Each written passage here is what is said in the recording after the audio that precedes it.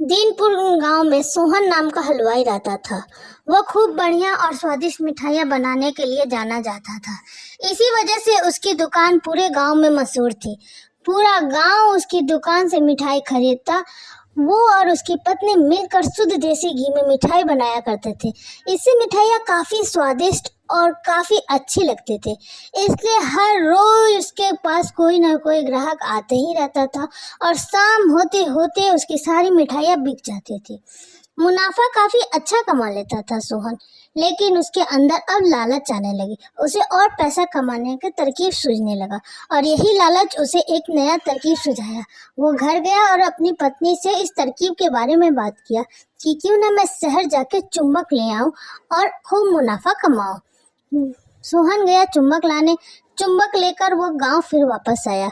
उसके पास एक ग्राहक आया और वो उसे 1 किलो जलेबी खरीदी। वो तराजू में उसे तौल के दे दिया और ज़्यादा पैसा कमा लिया। लेकिन उसकी पत्नी को ये बातें अच्छी नहीं लगती थी। इसे वो उसकी पत्नी हमेशा उसको समझाती थी, लेकिन सोहन कहाँ मानता। वो नहीं माना।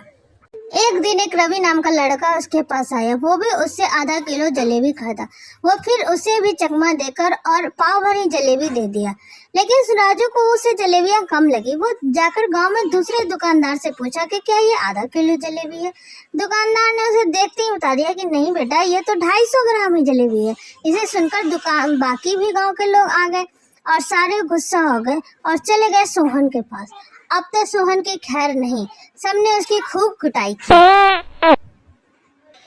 अब सोहन को एहसास होने लगा कि वो काफी बुरा किया।